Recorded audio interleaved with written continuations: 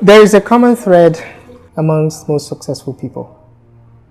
They've either figured out a way to sell something, or they have partnered with people who have figured out ways to sell. Think about it. What is the point of starting a business? It is to solve an unmet need. And one way to measure the viability of a solution is to see if you can sell it. Coming to Nigeria, and especially after going around, we realized that you needed something to be identified with. You needed a product. And a lot of us call it everyday money. Everyday money. Okay. I'll show you. So we needed everyday money. Okay. So we did quite a lot of experiments. We could be watching CNN or BBC, and they're talking about some fancy new products. And I was in the UK. My partner was here. And I was watching the BBC documentary about the environment. This was 15, 16 years ago. And they talked about this Indian company that they had solar lamps for children that enabled children to read at night. Because after 6 or something like that, most children in the developing world, they don't study. So I went online, I found it, I sent it to my partner, hey, what do you think? And he said, oh, it's all right. It's all right. You know, let's have a go. I mean, if it's all right, it's a go. Yeah. You know, if he didn't comment, we wouldn't have done it. Okay. And so we took some money and bought the first consignment. And it just served as a distributor. Yes. Okay. So we just bought the first. We didn't even ask for distributorship from the Indians. I just contacted them based off of what we saw on the BBC, whatever. I went to their website, sent them an email, and gave them paid by PayPal, and got the first consignment of about 20 or so. It wasn't something, not a big consignment. Okay. Yeah. And we got it to Nigeria. And before you know it, my partner is very detailed, very focused, very analytical kind of person. He's already put a team together. They went round and they sold it all out. Like sales team? Yeah, guys, I'm just printing using normal, our first HP printer. Printed out a few flyers, nothing fancy, and just got some guys, HND guys, some of them with the guys that are normally coming around, and got them to go out and sell it. And they sold it out. And I said, okay, said we need more. I said, send money first. I would like to say that I didn't know children couldn't read after 6, but I just went with what BBC, what I saw on BBC, and I got thinking about it. And before you know it, we were having several consignments of that coming in. Then for Christmas, and I think some banks, then somebody told us, oh, this would be really good if you went to some institutions and sold it to them as a corporate and social responsibility thing. So that children can be reading at night. So we went to one bank, and they, as a favor to their chairman, they bought it from us. They didn't see it. They just said, okay, these guys are from the chairman. Let's sell them. For me, it was a sale. We sold them. We sold then, and I think one of the telcos saw it, and they understood CSR, and they bought a whole bunch. Not enough as a businessman, we wanted a lot more. But it was now, my partner was just having he had a conversation with somebody at NNPC, and they said, how many can you deliver before Christmas? And we were like, what do you mean, how many can we deliver? You know? And I was like, yeah, how many can you deliver? And we ended up shipping almost half a plane load of those things. Wow. To them. And that was because if we had told them we could do a plane load, they would have taken it. But you weren't even sure. We weren't even sure. So how long did it take from like your first consignment to this half a plane load? We're talking about 5-6 months. Are you serious? Things can move very fast in Nigeria, but the other things can be super slow. Yeah. I was still not really making so much. I was just enjoying sewing and sewing for my friend. So there was a particular friend that I was supposed to make her reception dress. Eventually something happened, I didn't end up making it. So someone made her dress instead. And when I saw the dress, I knew that I couldn't have pulled that particular dress off. So I went to her like, babes, how far now? Who made this your dress? Like, it's fine. She now told me, mentioned the fashion designer's name and everything. So that was the part where I knew I had to learn more. Because if you are sewing at a particular level you're okay. Then when you see something that you can't do, then you're challenged to learn more. So she told me about the fashion designer. I went to see him. Then, in fact, the day I went to see him, I wore what I made. And when he saw me, I was like, okay, it's okay, but you know you can do better. I said, yes, I do. That's why I came here. And we talked, and he said, okay, you do a few months of internship and you'll be fine. And at that point, I think I did about 3 months. And right after that, then I started making money. I started charging more. I started paying more attention to details. I started understanding customers' wants. I was at that point I started making money after I went to improve. What is the secret to selling, you may ask? And I'm sure there are plenty that I'm not even aware of. But one thing seems a common thread. You need to find a customer and get to know your customer. You need to find a customer and become acquainted with their pain points, i.e. the problems they need you to solve. Have you ever wondered, for example, why you see people selling goods on the Third Mainland Bridge, say during a high traffic period when cars are slow moving? The Third Mainland Bridge at a certain time of the day creates an ideal condition for a marketplace to exist. On this bridge exists a high density of people with the ability to make purchases. As such, goods will follow them. And when there is a product, something to sell, and the convenience of a marketplace, there is an opportunity for a sale to exist. This is one way to find customers. It's that simple. I remember her first sale. It was out of Portugal. She sold bar stools. Wow. 21 bar stools. I would never forget. They call them Tiku bar stools. Okay. I think she made about maybe $8,000-9,000. But I remember our first warehouse. It was in Laurel, some tiny warehouse like this. You know, that was our beginning. It was quite successful. From there we moved to Colombia.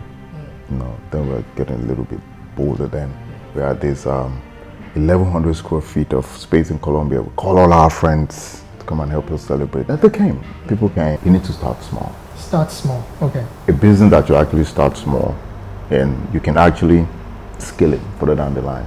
For example, listen to what people are complaining about around you. Find a way to monetize it. I've seen so many people develop apps in this Lagos, beautiful apps, and some apps are abject. I mean, they're crazy, they're useless. But you can start even with POS business. I don't know how much to start that. Even the most smallest thing. Just solve a problem. Just solve a problem. Listen to what people are complaining. The problem is the same, and just try to solve one problem.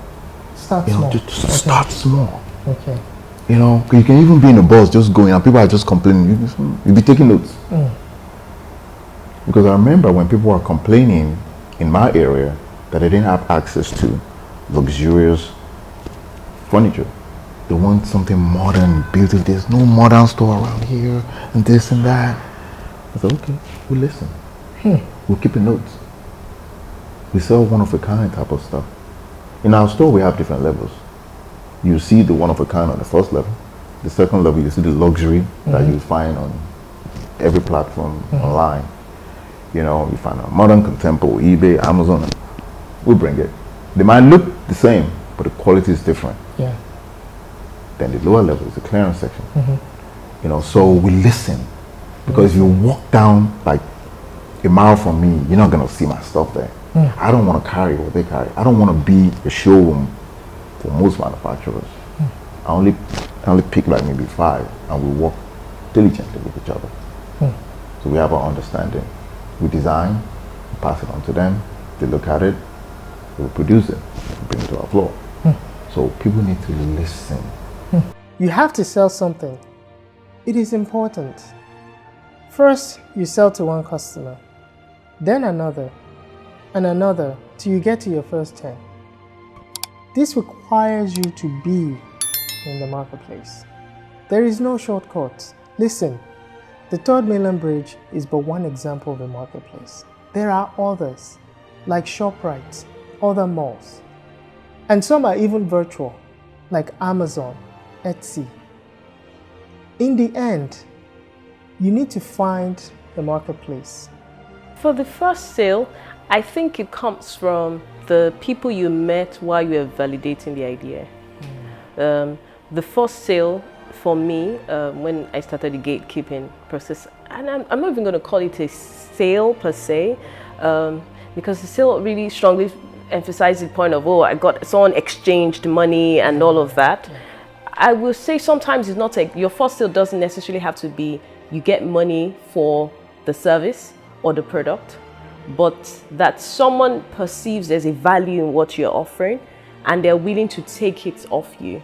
Right. Because to finally really say you've made a sale, it means that one, you've established value for what you're trying to push out, and you've been able to quantify the right pricing that it will make sense for anyone to take it off you. So I'll say the first sale is you have the solution to an idea. You're able to tell someone else about it, and the person immediately says, oh, I want this. The moment someone says, I want this, I can't completely say it's a sale because I don't even know the price to set. So I can then say, oh, okay, so how much you want to pay? I could probably, in case it's a product, have an idea of the cost of producing it.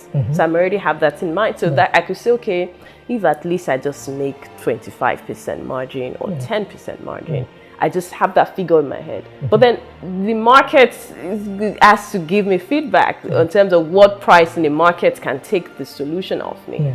So I'll say the first sale will come from people that you engaged while you're trying to discover the solution, because you already met someone telling you, yeah, I have the same issue, I have the same issue. So once you find the solution, they're the first people you go back to say, oh, by the way, I have this. And sometimes from my own experience, for example, when I started gatekeeping, my first friend who told me wanted to do it. So he stays in Norway, and he was trying to set up some sort of scholarship system for his hometown, and he had few kids he wanted to do it. And I told him, oh, we could do it this way. We structure some sort of assessment, just create some barriers or hurdles, because people need to feel a sense of they earned it. Because when I feel like I earned it, then I will give it my best. So I told him we didn't do anything at the end of the day. But the process of selling the concept and idea to him, and how I could work with him and how I could charge him, that entire conversation came up with how I can charge. It came up with how I can structure it for each person. It came up with the sort of questions I actually even needed to ask people when I want to do such arrangement with them. So that was the first sale for me, but it was simply a sale where someone is saying, I want you to do this for me.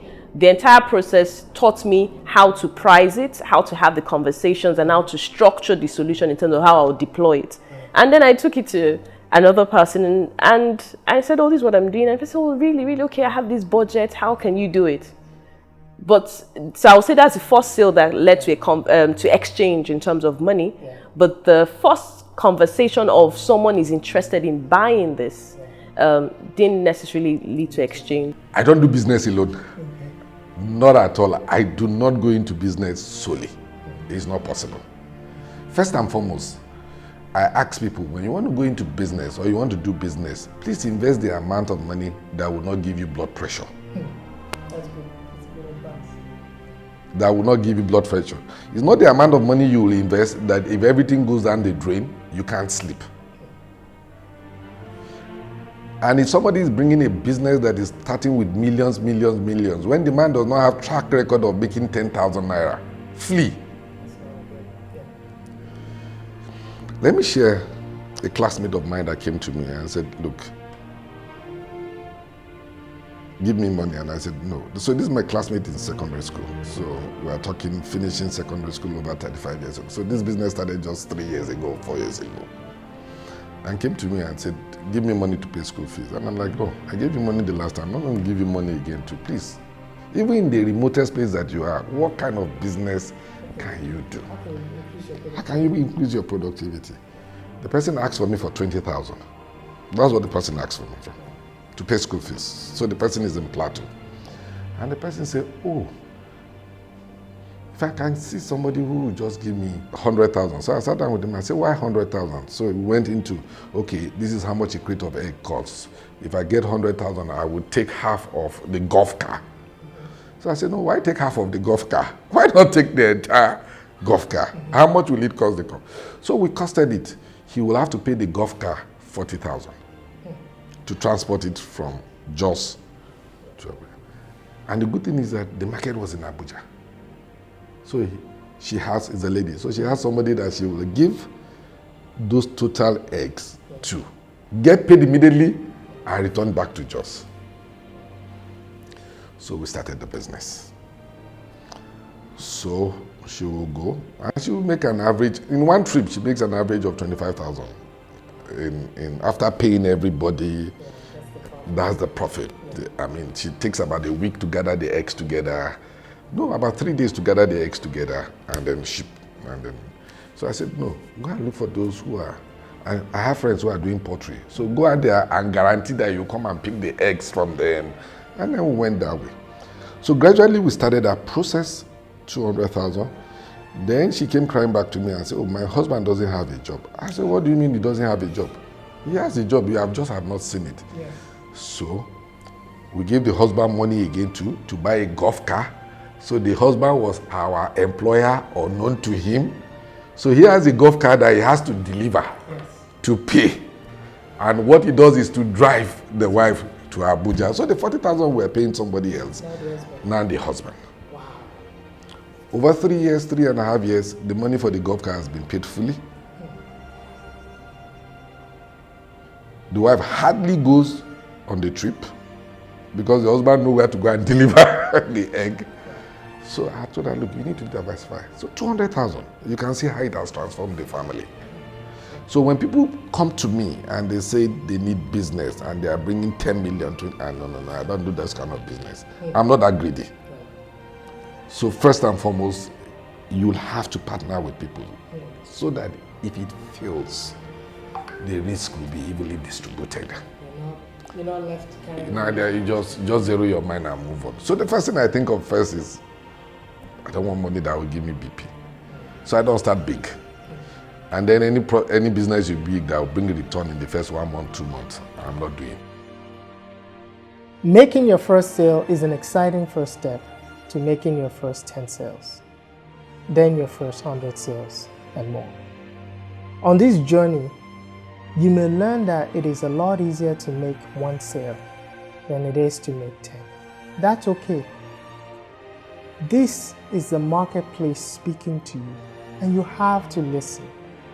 While you may be super excited about the product you've come up with, if you are struggling to increase sales after attempting several strategies, then it might be the market signaling you to consider another venture. You may need to embark on 10 different efforts before you can go from your first sale to your first 100 sales. Don't be disheartened. Don't give up. You are actually building a rare skill that will take you to the next level. Remember, it starts with changing your mindset. It starts with thinking differently. First, take inventory of your day, your 24 hours, and figure out how much daily time you can devote to building a new mindset. Then find a problem to solve, something small. Then figure out a way to make your first sale, and then your next 10. Remember, it is not the money that matters. It is the new mindset and the new skill set that you're building. When you've mastered this, then you will be more equipped to make all the money that you will need.